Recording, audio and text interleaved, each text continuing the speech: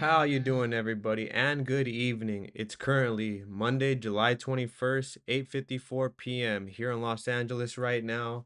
Good morning and good afternoon wherever you may be. And did you guys really think that I was not gonna cover the Open Championship and just let it go by without a podcast? You got to be out of your mind if you think I was not gonna do a podcast right after the Open Championship, let alone just cover it at all. Of course, had my eyes on it. It was a very good event, obviously, and hands down, hats off to Scottie Scheffler, winning now his fourth major. Obviously, ways to go before he catches some of the greats, but he's already in that conversation because, well, he's currently number one in the world. He's currently number one in the world, and he's playing like it. He just won his third leg of a career Grand Slam.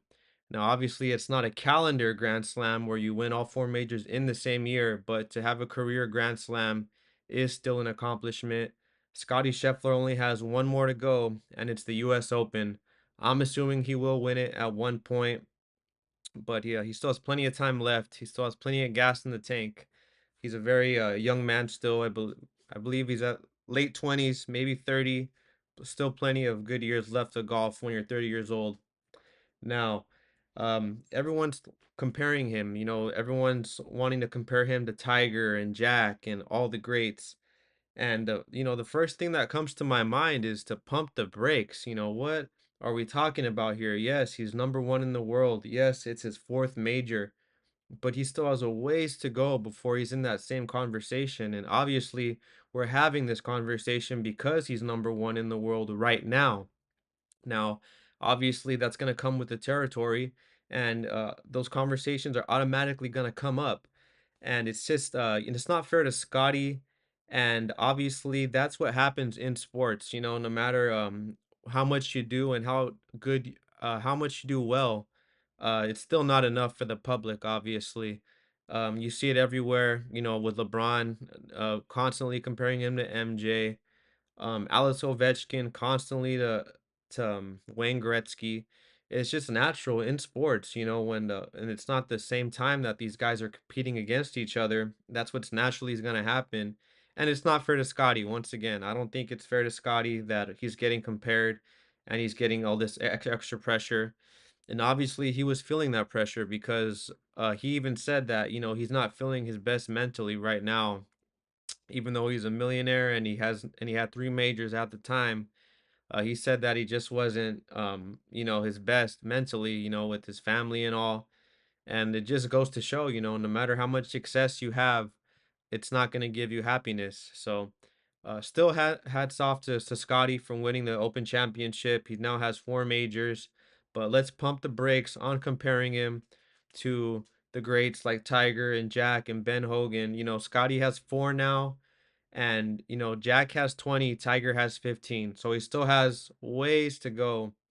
And that conversation comparing them, it doesn't feel right. It doesn't feel right. It's way too soon. But still, we're watching greatness. Obviously, he's currently number one in the world, Scottie Scheffler, uh, fourth major already, and I still think he can win more. How many more? Before he gets to Tiger and Jack, he still needs to get to Ben Hogan, Gary Player. Each have nine. Tom Watson, Arnold Palmer, Watson with eight, Palmer with seven. Still ways to go before he even catches those guys. So we'll see how that goes, and I believe Scheffler is going to win more. If I can take a guess, I'll say four more. So I'm going to say eight majors, and we're going to see where he goes from there. So we'll see where he goes for now. And what's even more interesting, it's not comparing him to Jack and Tiger. You still got Rory McIlroy and Brooks Koepka, each with five majors. And I'm really curious to see what Rory McIlroy can do. I still think he has gas in the tank. Obviously, he's not at the level that Scotty's at, but he's still more than capable of getting maybe a few more majors. I think so. McIlroy, he does have it in him. And it's such a big comparison, going back to comparing him with Tiger and Jack. And obviously he's those are the best of the best. Obviously, Jack and Tiger, that's like right there with MJ, Magic, and Larry. Those are pretty on top of the peak of the mountain. And Scheffler having four, he still has a ways before even getting to that point. There's still other guys who aren't at that point that Scheffler is yet to reach. Going back to Ben Hogan, Gary Player, Tom Watson, Arnold Palmer, Sam Snead with 7 majors, Phil Mickelson, 6 majors, Lee Trevino, 6 majors. Scheffler still has work before he even gets tied up with those guys. And then back to Rory McIlroy and Brooks Koepka with five. It just goes to show how much road there is to cover when you're chasing history. And those comparisons after Scottie winning the Open Championship, it's just it doesn't seem right. But still, hats off to Scottie, and I hope he's taking it all well. Congratulations! That $3 million first place prize money it's gotta make you a little happy.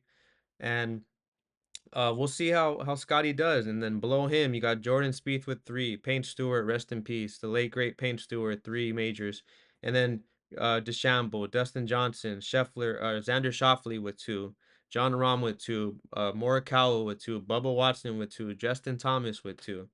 They still have a tank and they still got gas there in their takes as well, in my opinion, to win some too, and those guys are definitely gonna give Scotty a run for his money.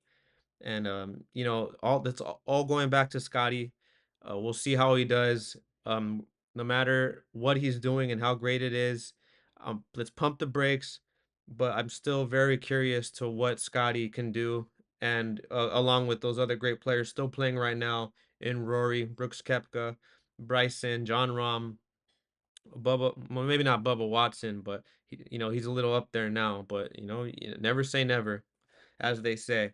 And of course, Justin Thomas. But nonetheless, Scotty Scheffler is number one in the world, and he just won the Open Championship. So obviously, the guy is running very high, and deservingly so. Obviously, these guys practice nearly 24/7, and it's going to show, especially with Scotty Scheffler winning the Open Championship. Now for some NBA. The local teams here in Los Angeles, Lakers and Clippers, how are they both doing in the off season, in their requirements? Who's having the better off season so far? Who's gonna go farther next season? That's a bet that I always like to look at here in LA. Who's gonna go farther, Clippers or Lakers? I like to bet my buddies, and based off who I think is gonna go farther. It's just a straight up bet. Nothing more, nothing less. It's simple. And the Lakers acquirements so far, we got DeAndre Ayton, Marcus Smart, Chris Cocoloco, and Chris Mannion. Now, the last two, I don't no idea who those guys are, but DeAndre Ayton and Marcus Smart, good pickups. I'm assuming they're both, they're not primed and primed, but veterans with a lot of experience, and I guess that's good. I guess you got that. DeAndre Ayton, he was the number one pick, and everyone's humming that he's gonna be very very good player. He's gonna give you a lot, and the first thing I think of is that if that's the case, why didn't he stay? Why didn't Phoenix keep him, and why didn't Portland keep him? Um, that's got to raise some awareness. It's got to raise some eyebrows. But he's now in La La Land, and we'll see how DeAndre Ayton fares with the Lakers. He's gonna be playing next to Luka Doncic and LeBron. I'm assuming they're gonna be able to get the best out of DeAndre Ayton. If not, then you do know why Phoenix and Portland did not keep him, and you will no longer be surprised of why he's no longer there, and he's now on his third team. Um, a lot of questions are gonna be answered after the next season with DeAndre Ayton, that's for sure. You wonder why, when you're the number one pick, you're going to assume that the team that drafts you wants to keep you for your entire career, but obviously not the case. Shipped his ass to Portland, did not end well. With a coach like Chauncey Billups, that's my first impression. That would be my first impression is the coach Chauncey Billups, one of the greatest in the history of the league, and a player's coach. I would assume he's a player's coach. And he doesn't seem very standoffish, not very confrontational. He seems like he's very level with whoever he's talking to, because that's how you should communicate with people. is eye to eye with respect. You're not not trying to big time anybody. You show some manners and you have some class. And I would assume that that would be an experience going into Portland with Coach Chauncey Billups. But for whatever reason, it didn't work out with DeAndre in there last. And maybe it didn't have to do with the head coach Billups at all. Maybe it had to do with the front office, and maybe that was the reason. But now he's with the Lakers, and I'm assuming that the Luca and LeBron are gonna get some very good games out of him. But we shall see. You don't know until they play the game.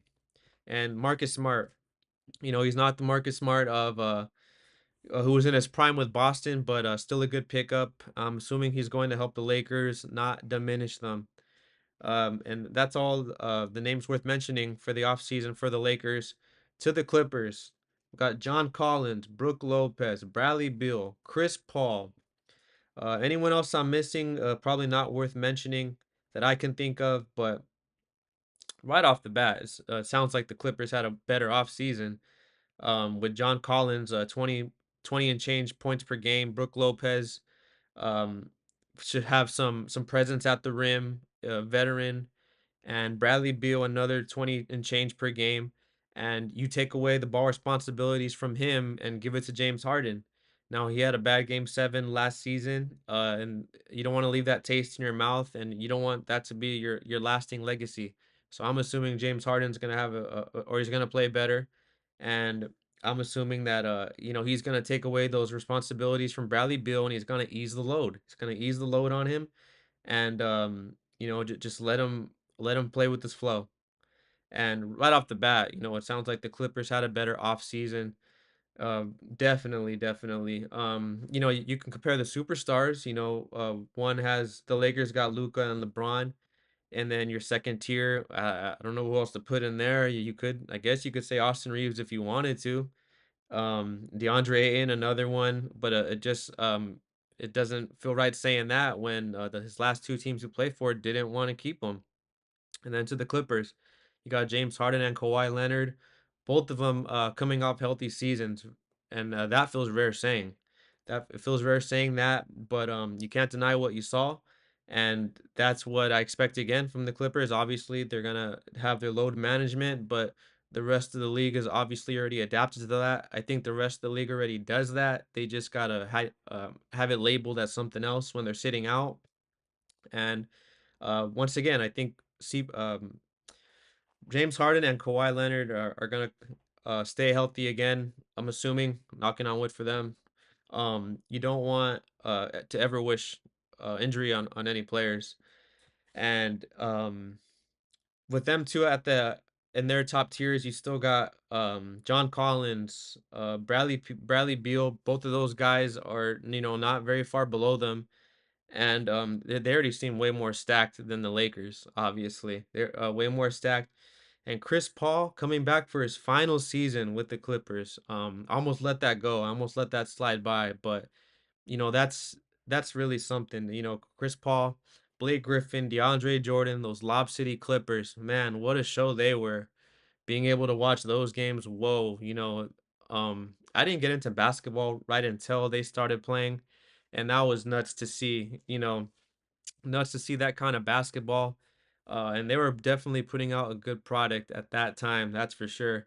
And all under Donald Sterling still. They had Donald Sterling still as the owner. And even though I'm sure all the players knew who he was truly, they still played very well and put a very good product on the floor, and didn't get very close, but they made runs. They made runs, and they gave their fans a very um, you know, I don't know if it's a good season, but you know what? It is a good season. It's excellent if they win the championship, and they were all good seasons, and they were winning seasons. That's why they were good. CP3 coming back for his last year, back home to the Clippers. He was a Hornet. He had very good years with the Hornets, but he had even better years with the Clippers, obviously. Making runs. He couldn't get to the conference finals, but still plenty of runs. Obviously, the Clippers got to the conference finals after he departed with Kawhi Leonard, and Paul George, Kawhi Leonard not even playing in that series. They advanced to the conference finals. Paul George, Reggie Jackson, Terrence Mann, all helping to get the Clippers to their first conference finals, and doing it without Kawhi Leonard, what's making it a better story, and taking the Suns to six without Kawhi Leonard as well. Obviously, you can always say what if and what if, and you already know what if Kawhi Leonard was healthy, it probably wouldn't have been a lot different. Not the case though, and that's why they're still on the hunt for their first championship. Back to CP3. It feels very cool to see him back with Lob City, even though none of the players are there anymore. Back with the Clippers. Me watching those games as a young chap, it was nuts to watch those games. The height that DeAndre Jordan and Blake Griffin got was nuts, and what a good product that was. Exciting basketball, that's for sure. Uh, and seeing Chris Paul come back and having a chance at a championship is what makes it even sweeter for the Clippers, because looking at this roster, they can make a run. They can make a run, and obviously you're going to see how it's going to go. James Harden, Bradley Beal, CP3, stacked point guard depth chart, if you ask me. And now you got John Collins there to help Kawhi take the load off with Kawhi Leonard. You got a potential All Star Ivaka Zubac. He probably should have been an All Star last year. I don't believe he was, but I know he was in the top three for a lot of center positions in rankings. I'm assuming that's a correct guess, and Brook Lopez to back him up. Very big presence at the five there, and a lot of experience to hand down to Ivaka Subak. It's just glaring on paper that the Clippers are going to be better next season, even with Luka and LeBron across the hall. LeBron's nearly 40 now. He's not going to play any defense. He's going to be like a traffic cone there. And, that's how it's been with Luka as well. Luka's not known for his defense, and we'll see if he changes that. I heard he's no longer Hookah Luka. I heard that he's getting into shape and he's starting to work out. And we'll see. We'll see. But right now, on paper, it's glaring that the Clippers are going to go farther than the Lakers next season. And that's my bet, for sure. That is my bet. And I'm going to bet my friends some wings and a couple of cold ones. And um, it would be sweet for Chris Paul once again to be able to win that championship with the Clippers, obviously, and for him to bring it back to them when he tried it once, wasn't successful, went around, helped out a lot of other teams, and for him to end it back where he called home for so long, that's nice. That feels nice to see. It feels nice to see, and it's gonna be great to watch. It's gonna be definitely great to watch. And him having Bradley Beal and James Harden to help him out, along with Kawhi Leonard, John Collins, and Ivaka Zubac. Yeah, um, I'm assuming they're gonna make a run. And to the NFL, we're gonna involve politics today, and that's not the goal of the show. This is a sports channel on YouTube, but your president, Donald Trump, he wants to change the name of the Washington Commanders back to its former name. And I'm gonna make this short and simple. Is what is he thinking? There's more important stuff going on in the world than worried about changing a name back to a sports franchise. I mean, come on. What do I need to say anything else? I mean, and it's you know, to Cleveland Guardians, with them it's more understandable. The Indians were my team when I played pony baseball, and that'll make me feel a little biased for them to bring back the Cleveland Indians. Obviously it's a bit moronic looking at it now, because Columbus thought he was in India, and that's why they got the name.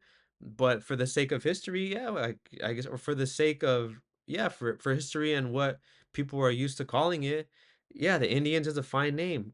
Washington, on the other hand, no, it's not. It's not as smooth as the Indians, obviously.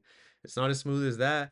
And that's exactly the reason why I'm saying, what are you thinking when you're talking about changing Washington's name back in the NFL. I mean, the name you want to change it back to, it's stupid, really. It's stupid.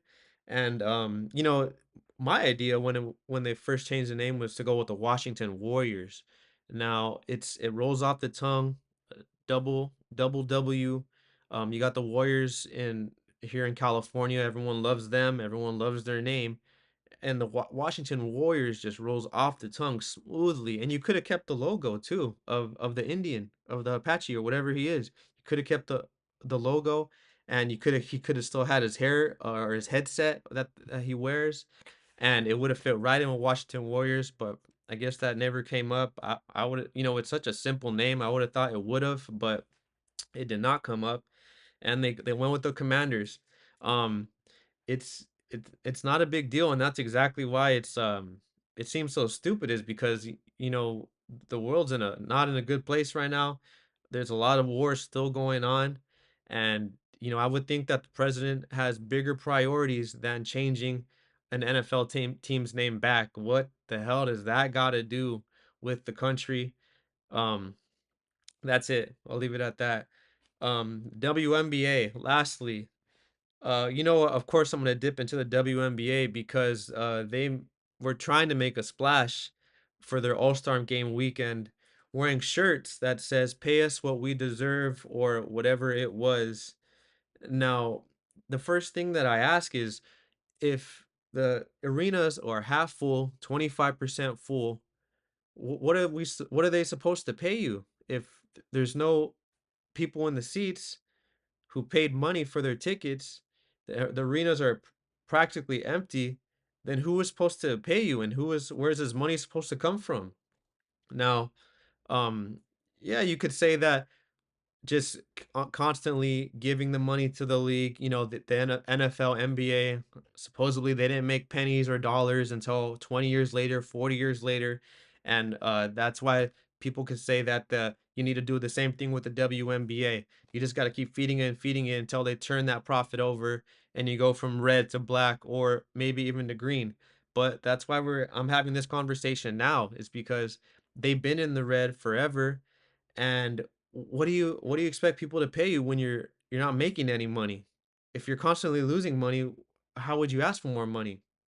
And the first person you got to thank for even giving you a shot is Caitlin Clark. The girl has brought so much more attention to the WNBA, and it doesn't make any sense why players in the WNBA hate on her. How are you going to hate on someone who's making you guys more money?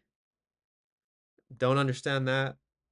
Now, Caitlin Clark obviously still with the same message as the rest of the league, wanting more money. Um, you know what? If the NBA is able to do it, do it. I hope that the league can grow and they are able to get in the green. But if you're just constantly losing money and now the players want more money, then it's the same thing that people wanted Trump to be president. They said he's going to do better for the country. You can compare that right to the WNBA. How are you going to make the league better when you're pouring more and more money down the drain? That's the same thing that President Trump, your president, just spoke on, but campaigning to get elected. And the only reason I bring that up is because we were just talking about him wanting to change the Washington Commanders back to their former name. Speaking on that, he's a businessman, you want to save as much money as possible. That was very apparent. Living in the country is the government's trying to save money, I guess. And that's when Elon Musk, him and Trump are buddies, going around trying to slash. And now you can compare that right now to the WNBA, because all they're doing is getting slash, losing money, and now they want to get paid more money. How is that going to work? Same thing with the country. Now that you think about it, your President Trump wants to slash and save money. Obviously, it's two completely different islands comparing the country to the WNBA. But when you take a quick glance at it, yes, obviously it's not the same. Quick example. I don't care if it gets political or not. It's just a general thing to care for your safety. And hearing that he wanted to make cuts to ATC, air traffic controllers. Okay, so you want less people to be helping out our pilots in the sky, to help prevent collisions up in the air. No, I don't. And frankly, I don't want to be flying right now if that's our president's goal is to cut slash ATC and have less people guiding our pilots in the sky. No, that sounds horrible and stupid, and I do not want to fly now. I do not want to fly now. And you know what? If I have to, then yeah, sure, but that seems like common sense. Um, yeah, and that was leading back to the WNBA. How are you going to want to get paid more when the stadiums are a quarter full? That's going to cover it for today, everybody. Thank you for tuning in to another episode of the Nomad Sports Podcast. I'm your host, Tony Torres. It was great talking about everything today. And that's going to wrap it up for another episode of the Nomad Sports Podcast.